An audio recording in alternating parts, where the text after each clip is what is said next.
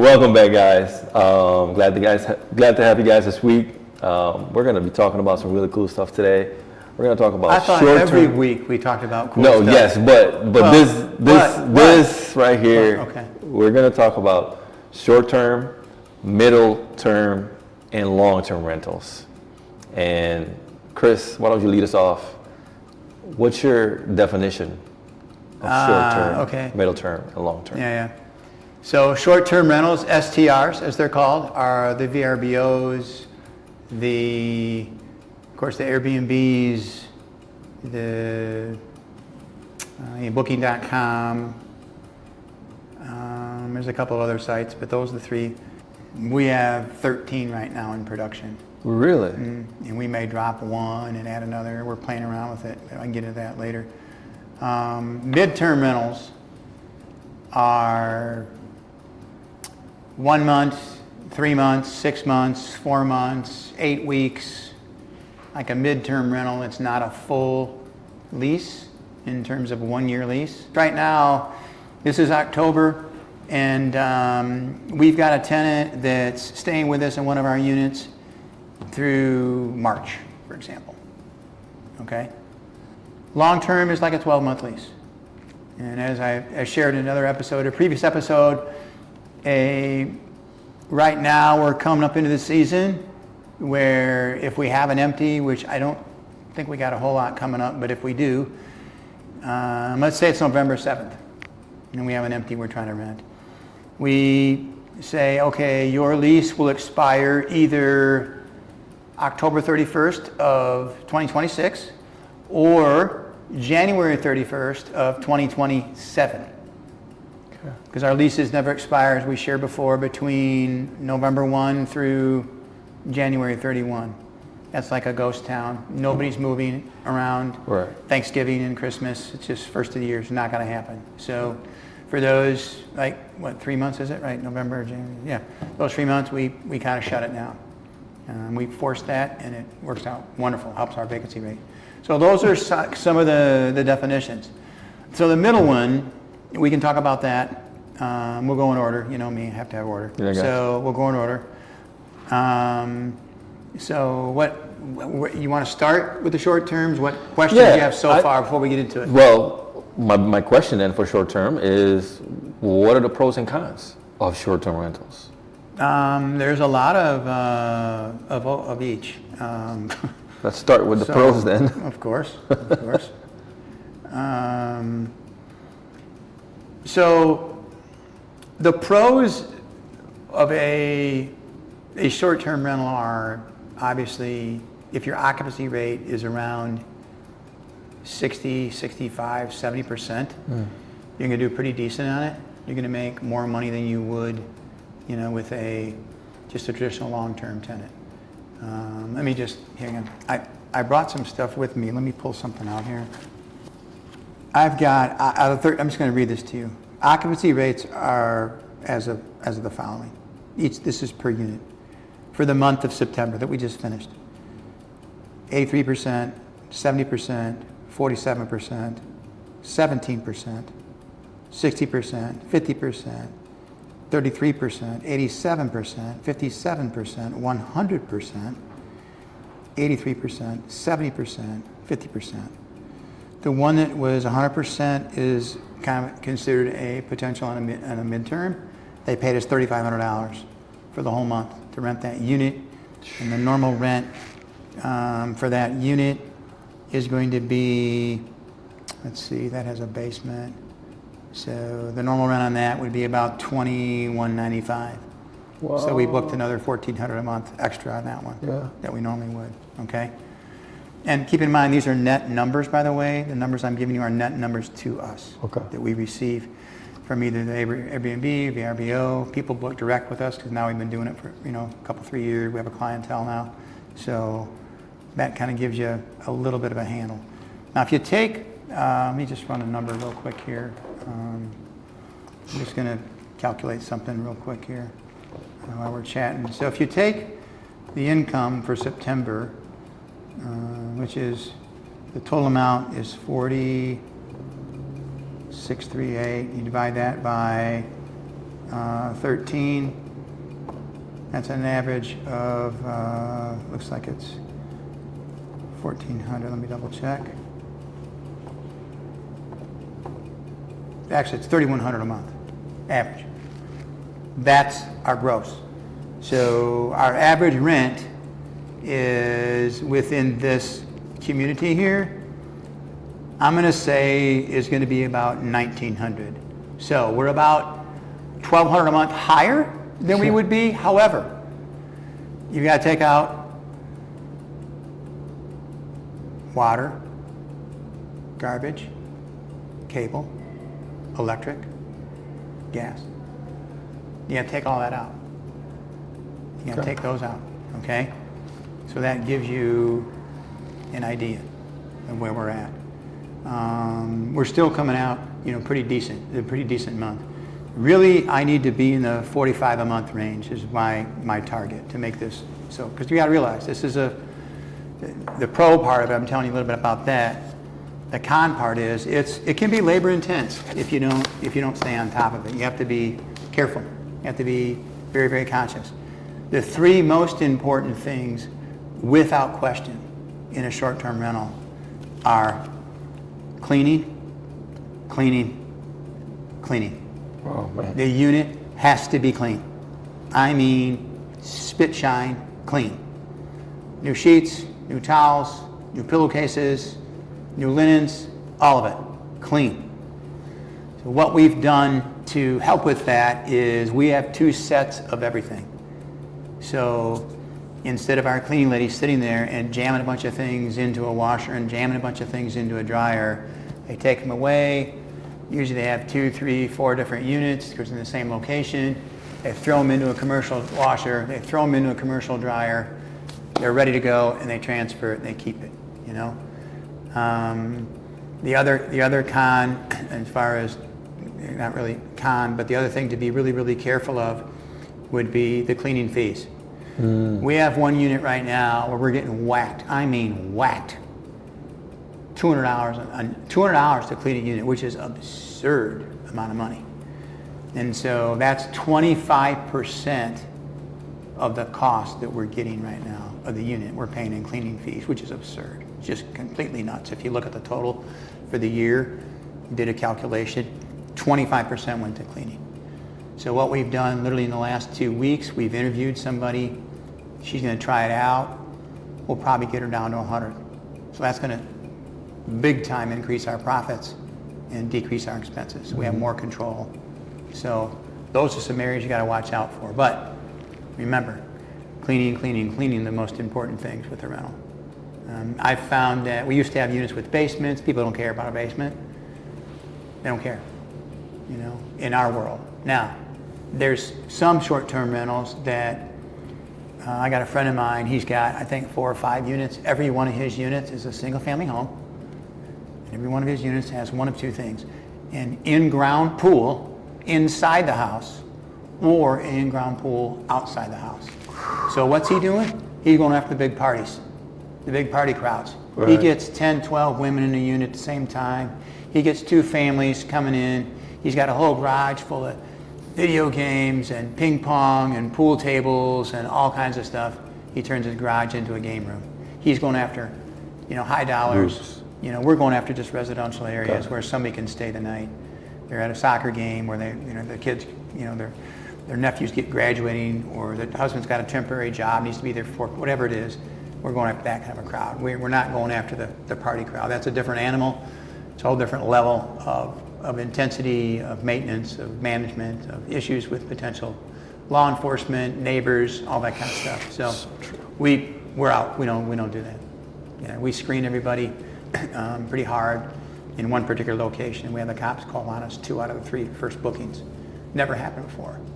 So we shut our unit down, cleaned it all up, and now before anybody books a unit, they have to have a 5-star rating from us, be a repeat customer, or they have to be in an area code, live in an area code where we're from, not somewhere in the downtown Chicago area or whatever. Yeah. Okay. So we just have to be careful, So, but security is a big thing, and safety and those kinds of things. Yeah. How do you find these tenants? We advertise we list them on VRBO, we list them on Booking.com, we list them on Airbnb, and our rating right now, it's right at 5. We have really, really good ratings because of cleaning and because also response. We had a unit, I think like 4 or 5 weeks ago. I get a call from my leasing agent. We got a situation, need your input. What's going on? The tenant moved in, got to the unit, 98 degrees. Air wasn't working. Okay. HVAC company went over immediately. They were there within a half hour. They got it running again. Same thing happened today. Second time. And I said, all right, get my electrician on. I got my electrician on the phone, got my HVAC guy on the phone. They start pecking at each other. I said, look, I don't care what the problem is. Fix it right now. Get over, fix the problem. We moved the tenant into a different location. Meanwhile, because we had an empty unit in the same area, they came back, they fixed it. I never heard anything from either guy. We fixed it. You have to give good service. You have to give good service. Sometimes people like myself, when I'm traveling, I'll wait till 3 o'clock to book a unit. You know, I'm going to Cleveland or whatever. I'm going somewhere out of town. I don't think about it. I just wait till the last minute. Sometimes you get better deals, and I book at the last minute. You know, we get those types of bookings. So you have to have some type of a system in place to be able to handle that, where you get an automatic booking, you hit it, you get the booking, you get the code, you go. Wow. You know, so you have to try, trial and error. You got to take an inventory of your product. Your towels and your salt and pepper shakers and your silverware and some of the commodities you put in the unit. You have to make sure that they're filled. You have to make sure the soap is filled. Those kinds of things. We have a checklist that we use to protect us, to make sure that, hey, if somebody busted a chair or something's missing, then we whack them. We get turned back. We turn it into different agencies. Very labor intensive. Can be, but again, it's systems.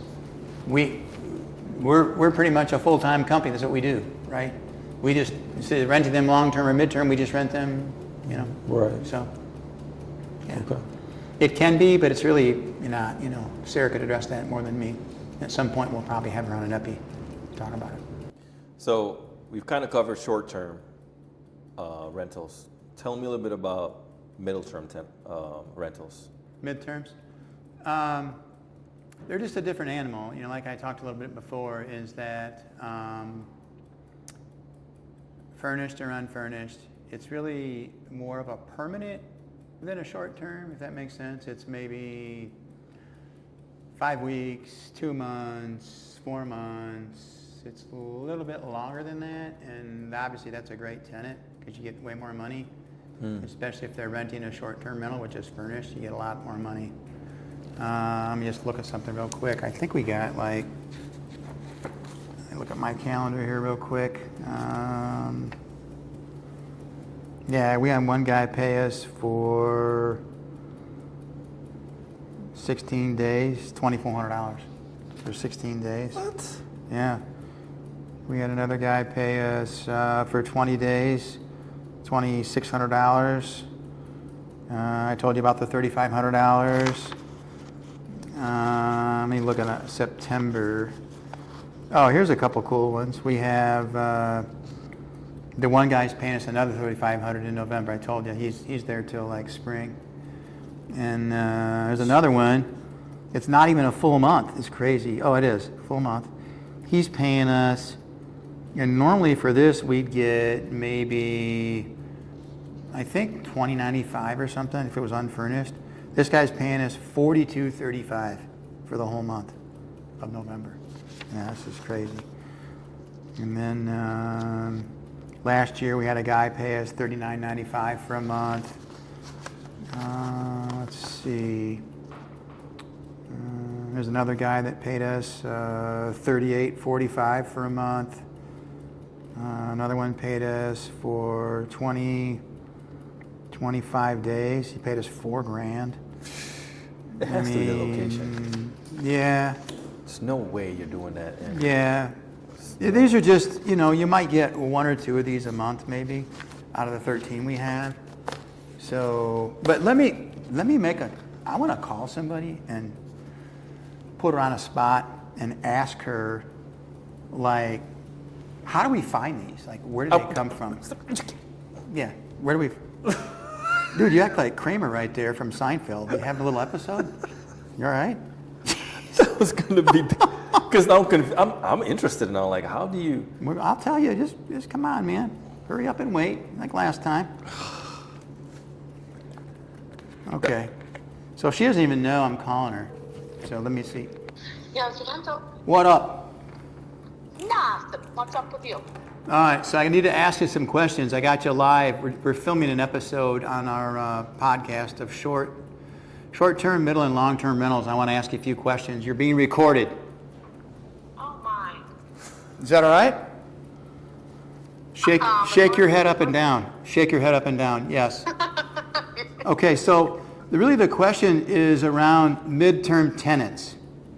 Like, I want to talk about our BS project over there on I'm talking about by the hospital, without naming the streets and things. So I want to talk about the second, but first of all, like I just ripped through 8 different tenants that are paying us anywhere from $3,500 to $4,500 over the last 3 or 4 months, where they're staying for 20 days, 16 days, 1 month, and so on. How do we get those tenants? Where are they coming from? Insurance companies. All of them? I would say 90%. Some of them are word of mouth, people I've worked with in the past. But most of them are insurance companies. People that have had fires or floods or catastrophes. Right. What about the guy that's at over at FQ? What about that one? He's there for till March. Is he an insurance deal? He's $3,500. I saw. That one was a previous guest of ours that is remodeling their home and can't live in it while they remodel. Okay. All right. What about the one over at BS then? What about that one? That first... That's an insurance claim. But there was 2 of them there though at one time, right? Yep, they're both insurance. And one was furnished and the other one wasn't, or they were both neither furnished? One was furnished. No, I apologize. Nope, neither one were furnished. The insurance company furnished them. Okay, so regarding the insurance company, so this is kind of a critical piece of information. They are repeat insurance companies that we have in our database, and we've obviously worked with them before, and they're coming back to us, or are they all new, or how did this happen? It's the same insurance company that I've worked with before, and they reached out to me when they had somebody looking. Okay, so that's the same insurance company that's been used for every one of these? Yes. Okay, interesting. Okay. Do you often, so you're saying 90% are insurance companies, and they're calling us direct then, right? They're not going through any of the websites, the Booking or the VRBO or Airbnb, right? Sometimes you'll get a couple different people looking for the same person. So sometimes we'll get it through one of our booking sites, but typically we work outside of the booking site and get them lined up. Right. And the insurance company, just so our listeners and viewers understand, isn't the insurance company. It's not ABC Insurance Company. It's ABC Consultant that works for the insurance company, right? Like almost like an adjuster? Correct. Okay. All right. So, and you've been with us for 15 months now, and somehow we've just started a network and get this kind of, we found this little nugget where we're able to do that. Correct. Any other ideas on that then, or does that kind of cover it? I think that about covers it. Okay. All right. I just want to chat with you about that for a little bit. I'll call you about your other text that you sent me earlier in an hour or so. Okay? Sounds good. Thank you. All right. See you. Okay. Bye. Yeah. Wow. Yeah. The insurance company's a pretty good source. We got one that we were doing for $29.95 and our rent was like $18.95. They're gold, man. They're gold. And a lot of times what we'll do with them is we actually, hang on a second, we have them sign a lease. Oh. And they pay for the utilities. Oh yeah. If it's a long-term, 4-month, 5-month, 6-month, they pay for the utilities. Just have them sign literally a lease, a short-term lease. you know, like a 6-month lease, a 4-month lease, whatever. So it's even more profitable for us if we do that. Yeah. That's impressive. It is. Yeah. But you have to realize, though, that we've been doing this now, I think this is our 3rd year. We started in August with like 1, like in 2022. And then by Thanksgiving, I think we had 2 or 3. I just blew it up and did a bunch of them in 1 year. And so now we're kind of feeling our way out, you know. And that's the key. When you have the numbers that we do, we're in 2 different primary locations, and a 3rd one we're going to grow a little bit because we're booked. I mean, that 3rd one we're going to grow, just to help you. Occupancy rate, 83%.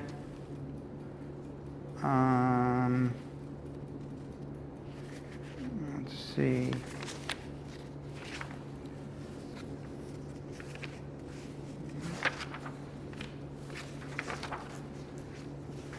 Just bear with me. Here we go. 83%, 48%, but we still got $3,200, which is great. Let's see. 55%, $4,000 we got that month, even at 55%. 77%, $5,500 in that month. $5,500. Crazy. Let's see, 63%, $4,400. Ooh. Let's see, 35%, we still got $2,300. Let's see, April, 93%, we got $2,800. 60%, we got $2,700. 58%, $2,700. 77%, $3,900. So that one, we're going to open up another unit there because we feel we're turning bookings down. We're running out of, so we're going to start another one over there. And these are single-family units? Duplexes. They're duplexes or 4 families. There might be 1 unit and 4, or 2 units, and you know, just depends. Mainly they're 4 families or duplexes. No single families. Okay, yeah. That's where I was getting confused. I was like, what? Is he doing this with single families? But they are single families because it's one side of a duplex and True. 1 unit in a 4 family. That's true. So, yeah, it is a single family. It's just attached. It's attached. Yes, sir. Got it. Yeah. That's still impressive. Oh, that's very impressive. Jeez. Yeah. Wow. Okay. Yeah. So you're having quite a bit of success with the mid. We're going to get even better. We're going to get even better. Let me show you something. Okay. And this is critical. Critical. Jeez. So here's all my papers. I have year over year. We make improvements. And this is the key to all the stuff that we're talking about. Everything that we discuss concerning real estate, you have to do this. You have to do this. So what I want to do is explain to you that it's important that through this process, whether we're talking about leasing units, rehabs, new construction, short-term rentals, medium-term, long-term, you keep good records on your numbers, all right? So last year in 2024, the first quarter, we got crushed. We did really bad. I wasn't watching things. I was too busy with other projects. So I came back to center. I'm going to show you the differences and what happened when we made some adjustments. And I'll explain what those adjustments are. So income, January, and this is 13 units.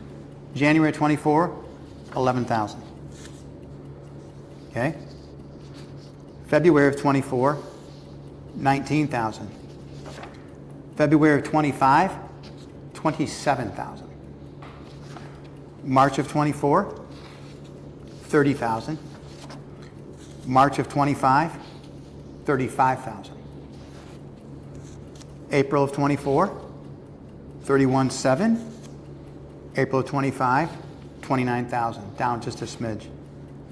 May of 24, 40,000. May of 25, 39,300, pretty much even. June of 24, 48,000. June of 25, 42,900. Again, down just a smidge. July of 24, always our busiest month, 48,900. July of 25, 58,700. August of 24, 38,700. August 25, 44,000. September of 24, 27,900. September of 25, 40,700. So what's the point? You got to have these. You got to have the records. You have to make adjustments. On Thursday of every week, if we have empties going into the weekend, we drop our prices. I probably shouldn't tell guests that, but we drop our prices. Because I'd rather have a unit be rented for less money than be empty the whole time. I'm still paying for the gas, I'm still paying for the electric, I'm still paying for the cable. So we drop our prices to try to generate a little bit more income, you know. But you have to manage it. It's very, very important.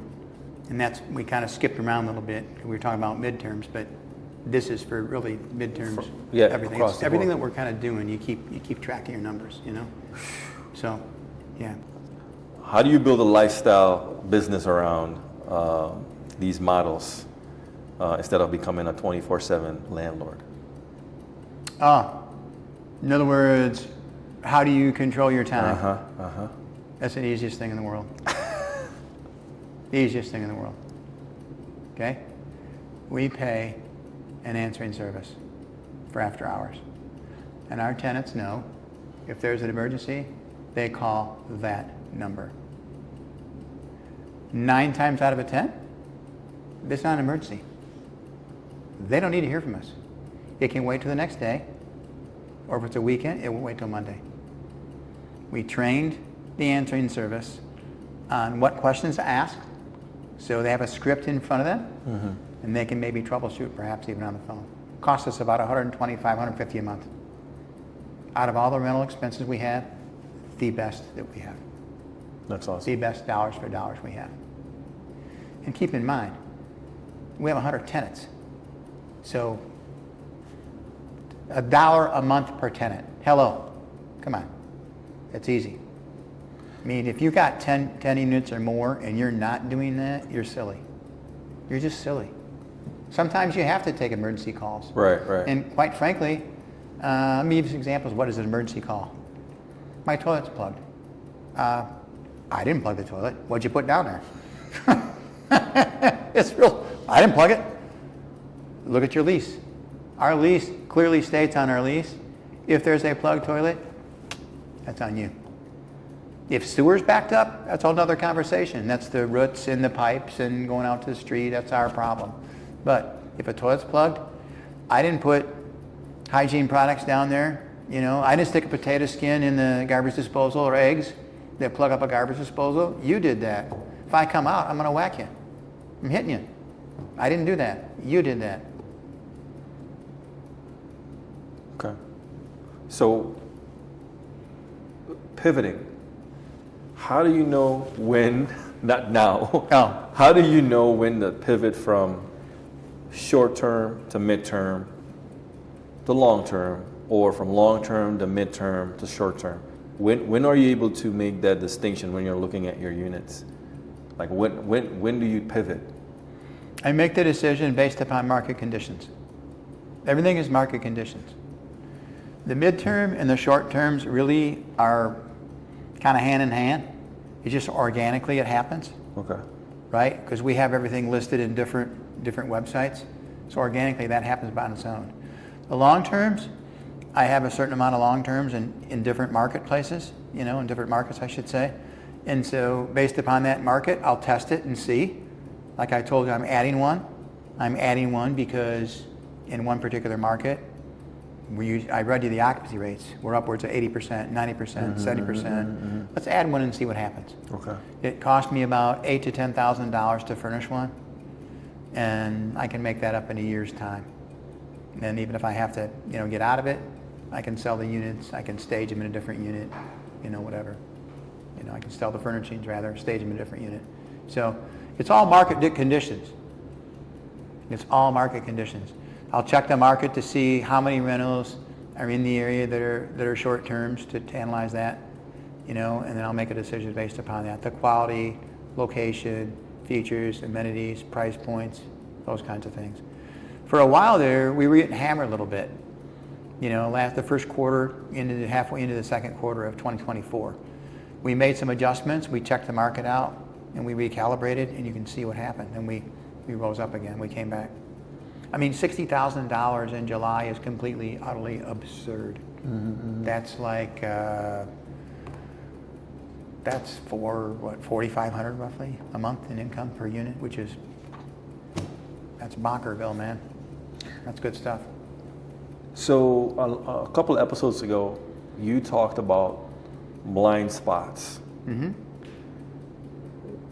Have you been able to identify yet what are some of the areas that are overlooked by the investor or maybe by you when it comes to going from long-term to short-term?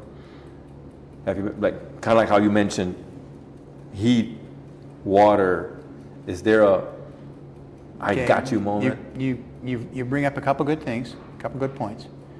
Two of them are immediate. They can be taken care of. One, I'm already in the process of, that's the cleaning. We have several units in one location, 8 units in one location. We have a cleaning lady. She's full-time for us. Boom, she handles it. She keeps things at her house. She keeps supplies at her house, linens, blankets, sheets, towels, those kinds of things. Keeps them at her house.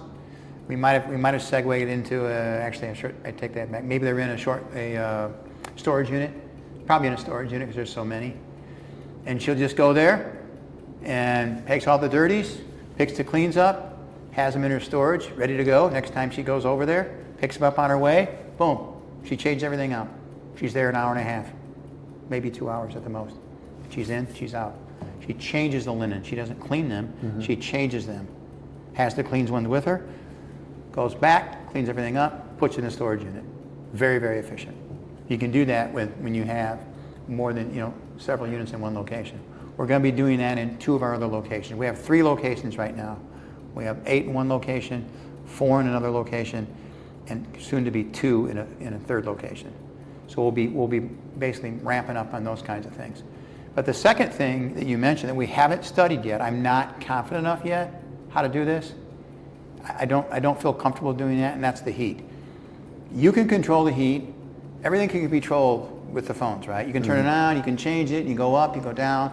But the challenge with that is we're moving so fast in units. Sometimes somebody's moving out at 10 or 11 o'clock and somebody else is moving in at 4 o'clock. What? And the last thing you want to do is you don't want to have somebody go in there and the unit's cold. Oh, I forgot to turn the heat up. Right. Or I forgot to turn the air down, or whatever it is you're doing. So you have to be super, super, super careful of that. So I'm not sure how to navigate that as of yet. Yeah. One thing might be just to set it at a certain temperature, no matter what, right. And then let the tenant adjust it as they see fit. That would probably be the thing to do. Okay. Those are a couple of areas. The cleaning is a big one. What about the tenant? Excuse me, one other thing. There's a software program that we use. We have actually a website that's specifically just for our short terms. And we have a software package we use for bookings, for occupancy, all kinds of stats that we need to help us understand, okay. Our algorithms and things like that, where we're making money, where we're lapsing, blind spots. We're right now in the process of merging those two. And when that happens, we'll be elevated to even be more profitable. We'll be able to figure that out. Because once somebody books with us, we have their info. Correct. So we send them info. They can basically book with us directly, and it makes it a little bit more easier for them and easier for us, to handle things directly instead of going through the services. The services charge anywhere from 14 to 70% gross. Mm-hmm, mm-hmm. So, interesting. Okay.